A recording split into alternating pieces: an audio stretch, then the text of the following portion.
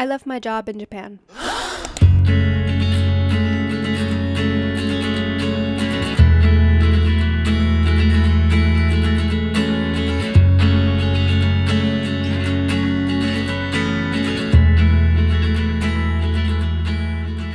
Yeah, after 5 years of working as an English teacher in Japan, I can finally say I don't do that anymore. I'm no longer an English teacher. Wow. I really don't know where I'm going with this video. This is unscripted, so bear with me. It'll be a good one. If you're someone thinking about quitting your job, pursuing something different, perhaps something risky, if you're not happy with your job, if you're having some hesitation when it comes to your career, maybe my story will help. I guess you'll have to find out for yourself. Let's back this up a little bit. In university, I was very set on being a lawyer. I'm gonna be a lawyer, I'm gonna make a lot of money, I'm gonna make my parents happy, I'm gonna fight for justice. But there was also a side of me, a creative side of me. I loved acting when I was a kid. I did musical theater. I tried to do talent agencies, but I had really bad teeth as a kid. They told me, bring her back when she gets her braces off. Yeah, I was crying for ages, but my senior year of university, I took a creative writing course and I had to write and write and write. And I made stories and then we got feedback from our peers and I felt just so exhilarated to be able to have a reason to write, to be forced to create for a grade. It's kind of hard to do it if you're not forced in a way. And then I remember in that class, I was like, how can I be a lawyer when I love creativity this much? Is this what I want to do? Is this what I think I should do? I'm very indecisive. I'm a Gemini. I thought, let me take a gap year. Let me travel. Maybe I'll travel. Yeah, I want to travel. And then after I travel, I'll have it figured out. Then I can go to law school. But wait, I don't have money. How am I going to travel? My dad said, Chloe, why don't you work as an English teacher in Japan or something? Japan? Okay. I love Studio Ghibli. I love Spirited Away. I think I've memorized every line because I watched it over and over and over again as a kid. So let me look at some English teaching jobs in Japan. Live there for a year. If I don't like it, I could always come back, go to law school, figure something else out. So I got a job as an ALT, an assistant language teacher, and I moved to Japan. I've never been there once. I didn't know a lick of Japanese. I didn't know what my apartment was gonna look like. I didn't see any pictures of it online.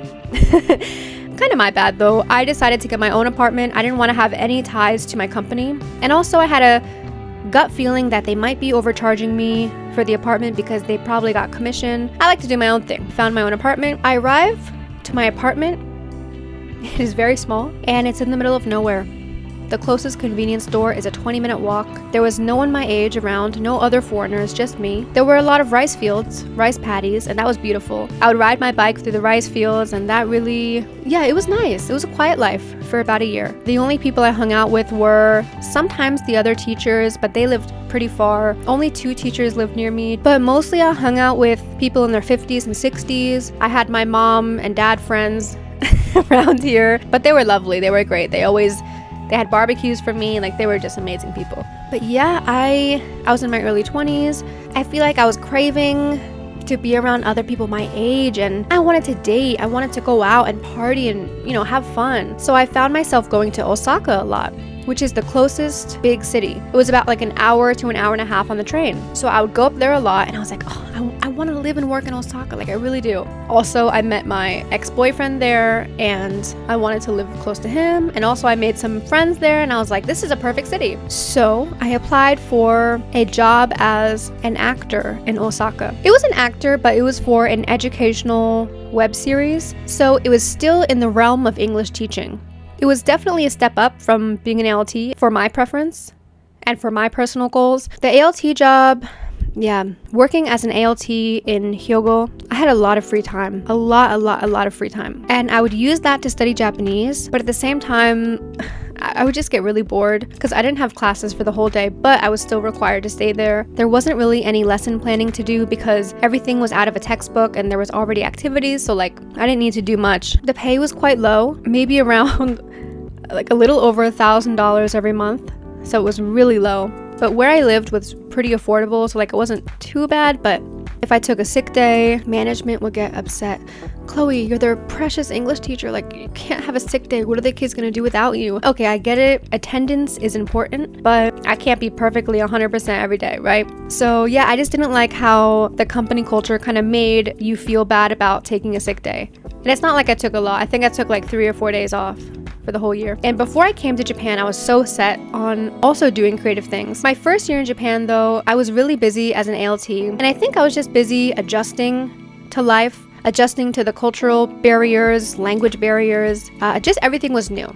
Everything was new and fresh. It was also during COVID, so there wasn't much work-wise. So like, I looked for some acting, modeling, creative work, but like I couldn't find too much. And yeah, also your first year in a foreign country is just, I think it might take a year to settle in. It took a year for me. But yeah, I got to Osaka and I was like, wow, I'll be doing acting. It might be Disney Channel type acting, but that's fine. It's still experience for me. It's still something I could put on my portfolio, and it's still something I'll probably love. And in the meantime, I was also working on building a more serious creative career for myself, specifically with acting and modeling. So I was doing a lot of freelance and agency gigs on the side. I would do free work, I would do collabs, I would do some paid work, I would do literally every single opportunity that I can get my hands on with acting and modeling. With my company acting job, I got to a point where I was getting enough consistent gigs that I didn't really have to work this job. But in Japan, your job is tied to your visa, and that's a matter of if you can stay in the country or not.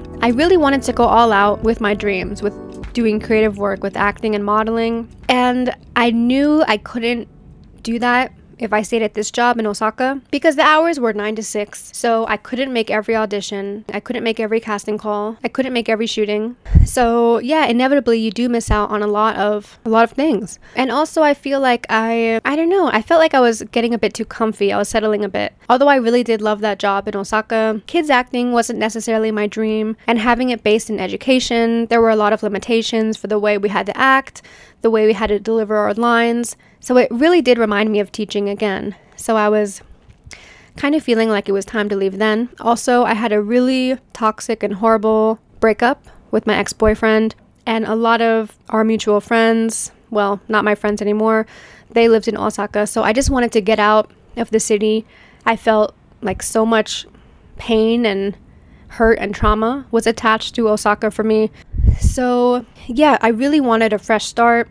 I felt like the world, the universe was just pushing me. It was just pushing me out of Osaka. Everything with my ex that happened, my Osaka job wasn't fulfilling me as much anymore. I've done enough in Osaka. And I expressed to a lot of people that I wanted to take my creative skills and my creative career to the next level, and hopefully to find a visa sponsor for something creative and not English teaching, not education. And a lot of people recommended that I go to an even bigger city, Tokyo. Because Tokyo is where they have a lot of modeling and acting gigs, agencies. That's where they have a lot of production for movies, for indie films. There's a lot going on in Tokyo, especially in the creative scene. Of course, there's more competition, but I like a little bit of competition. After 2 years, I left my job in Osaka and I came to Tokyo. Now, when I first got to Tokyo, I couldn't find a creative job. I did find creative agencies, and I found a lot of freelance work. And because I couldn't find a creative job, I thought, maybe let me go back to what I know. Let me try to look for an English teaching job. And I found one, and it was great at first, but the same problem. I found myself kind of unable to go to auditions, to go to casting calls. Also, this company was slowly but surely becoming very corporate-like, becoming very strict. There was a lot of expectations for the teachers, employees who were super, super passionate about teaching, and like that was their 100%. That's what they really wanted to do with their lives. That's good for them, but that wasn't me. It no longer gave me the freedom to build my life outside of work. And I need that balance if I'm ever gonna pursue my dreams. Also, I don't know why, but when I moved to Tokyo, I really kind of fell into a depressive pit. Also, I think working a job that didn't really fulfill my spirit, didn't really fulfill my heart, that definitely got in the way as well. I feel like I was just craving freedom, I was craving expression, I was craving creation. I just wanted to have a creative job. And although there were freelance acting and modeling things out there, nothing would sponsor my visa. No agency would sponsor my visa. I don't know if I wasn't young enough, if I wasn't thin enough, if I wasn't pretty enough, I don't know. I was already kind of in a bad place. Really low self-esteem, bad body image. I was like, I think my skills aren't beyond English teaching. Although I knew I was a creative person, there was like a block in me.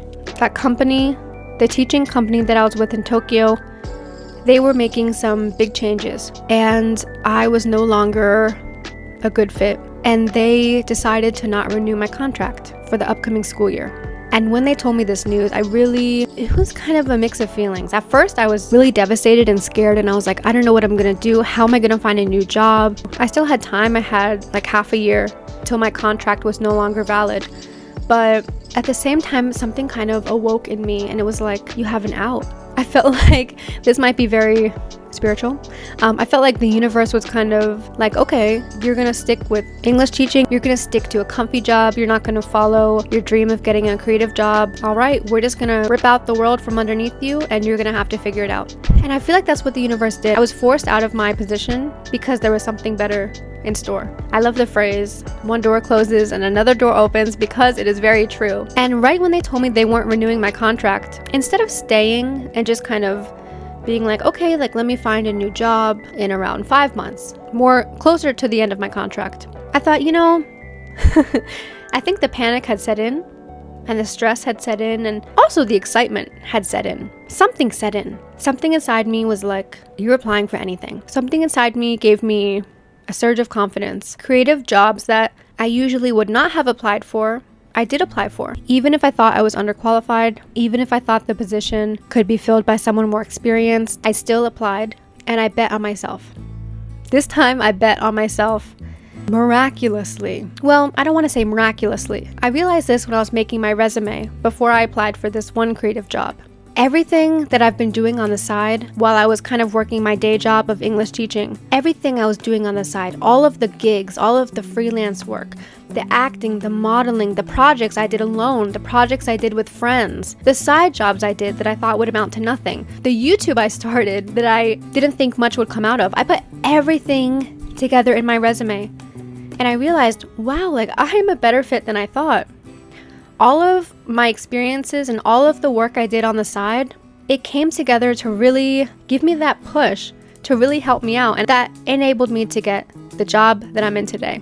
I currently am now a full-time content creator, a full-time creative in the creative industry, which is amazing, and I still am doing acting. Not so much modeling, that's a different story. I'm still doing acting on the side, like freelance acting. That's something, I'm not sure if I can ever get a visa for that, but it's crazy because the creative job, that was the second job that I applied for, the job I have now. And I'm just like, what if I applied for this 2 years ago, even when I didn't believe in myself at that time? Like, I kind of feel like I was late to believe in myself and apply for something. But at the same time, I was like, 2 years ago, I didn't have all of this experience. I didn't have my YouTube up and running 2 years ago, which is a huge reason why I got this job. And it really makes me think like everything leads me to here. I work for a big YouTuber in Japan. I put that on my resume. If I didn't do all of those things, then I don't think I would have the job I have today. And same with English teaching. If I didn't English teach for 2 years and I applied for this job 2 years ago, I don't know if I would have gotten it, because like I said, I didn't have YouTube 2 years ago. The good thing about doing a job that doesn't fully satisfy you, I guess you're forced to get creative if you really want to do something else. You get creative on how to make time for things that you love, on how to sharpen skills that you want to use in a career, in your dream career. You get creative with your time, and you get creative with what you prioritize. I've seen a lot of videos about people leaving their jobs, and most of them are like, leaving my 6-figure job, leaving my tech job at Amazon or Microsoft. And I feel like those have more of a wow factor to them. I watched a few of them and I was like, wow. My story isn't so much like that. I didn't leave my dream job. I didn't leave a really cushy job. I left a comfortable job, jobs plural. I left a comfortable industry that I know I'll always have a place in, English teaching. Yeah, I hope people can still relate to my story. And my current job now, I love it. I'm not a millionaire. I'm not making like tens and thousands of dollars. But I think it really showed me that if I want to work in a certain industry, I can. And I won't know unless I try. And I think there is so much to be said about carving your own path, even with acting and modeling that I've been doing, even though I wasn't doing it for like a visa sponsored job. But before and when I came to Japan, I did research about working creatively here, working as an actor, as a model in entertainment. And so many people were just like, no, that's not going to work in Japan. Why would you do that in Japan? Do that in your own country. It's not going to work unless you're strikingly beautiful. It's not going to work unless you're super fluent in Japanese. It's a 1 in a million, like things like that. But I think no one should subscribe to those types of messages because it might take a while and it might take a lot of trial and error. And you might hit a lot of dead ends, but I really think you can carve your own path, especially for careers that don't have a clear-cut path. If you want to be a lawyer, yeah, you got to get your undergrad, you got to go to law school, you got to pass the bar, whatever, to be an actor, to be anything like that. There's not a clear-cut path for you to follow. And that's the tricky part. That's the scary part. But at the same time, it's also the liberating part. If there's no path you have to follow, you can make it. Okay, I'm gonna think of a weird analogy. There's a recipe for a BLT. If you don't follow the recipe, you don't make a BLT. You guys know what I mean? Like, because a recipe, you have to follow the steps, you have to use these ingredients. If there's no recipe, you kind of have to think about how to make something yourself. You have to be self-sufficient, but you also have that creativity and that freedom. You have that creative freedom. And even though I was isolated in the countryside, I loved my students. I loved the staff. I practiced my Japanese with them. They would paint me pictures. They would give me gifts. They were lovely, but I just knew in my heart that it wasn't forever.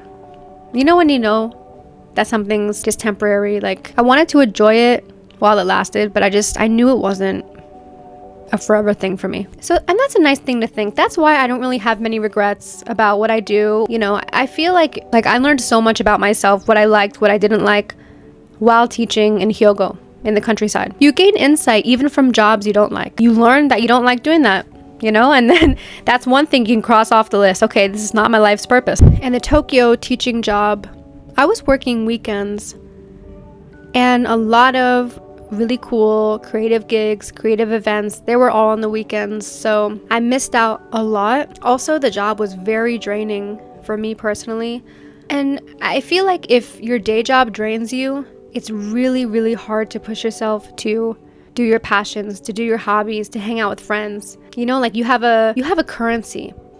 There is a currency for energy, currency for time, currency for money, of course. I had money, so financial currency was good, but my emotional, mental, spiritual, energetic currency, a lot of adjectives, that currency wasn't there. It kind of got to a point where it didn't matter how much money I had. If I didn't have the energy to use it, if I didn't have energy, I feel like I didn't have anything. Do scary things, but take calculated risks.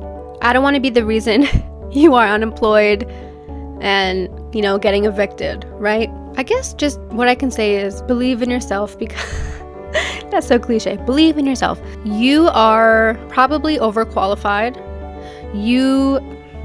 Okay, I don't want to just say these inspirational quotes. I want to give some practical advice. I would have a lot of quiet time in your life. Don't be playing the podcast while you're cooking.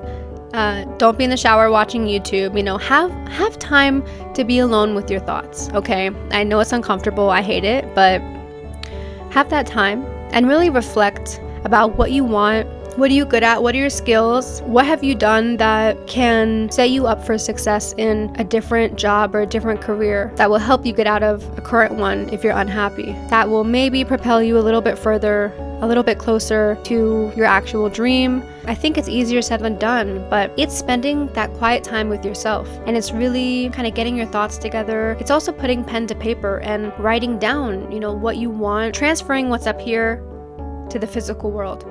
Because what's up here gets messy, right? Then you could see it all out in front of you. I like this. I want to do this. I don't like this. I have skills here. I have experience there. I don't have it all figured out by any means, but I feel more of a sense of relief and more of a sense of fulfillment. And a lot of that stemmed from believing in myself enough to know when it's time to leave, and trusting in myself enough and having faith in myself and the world enough to know that things will work out. Even if things don't work out and maybe you end up back at home, I don't know, then it's kind of makes you redefine, okay, what is life not working out, right? Maybe that's what you need to get back on your feet. Why is that not working out? What does life not working out mean? A failure is being one step closer to your goal. A failure is being one step closer to success. And with work, with jobs, with careers, I think it's fine to do jobs you don't like, right? Everyone has to do what they have to do. It's okay to work a job that's less than ideal to make a living. You are not your job, and your job doesn't have to be forever. It could be something that helps you get by for now. It could be a stepping stone. It could be a learning experience. Like, it's okay to be in a job that is not your dream job. It's okay to not have a perfect salary. It's okay to not have a perfect vision of where you want to be in your life. And that's what life is, a learning experience. Learning what you like, what you don't like, learning about yourself, learning what you're capable of. I don't know. I'm sorry this video was all over the place. The only thing I know for certain is that I am certain about nothing. So take my advice and my experience with a grain of salt. You'll figure things out. Yeah, just hang in there. Really. Maybe this is not about a job. Maybe this is about something else, but just hang in there and find joy in silence. Find joy in the good food you eat. Find joy in time spent doing something you love. Yeah, much love from Tokyo. Bye.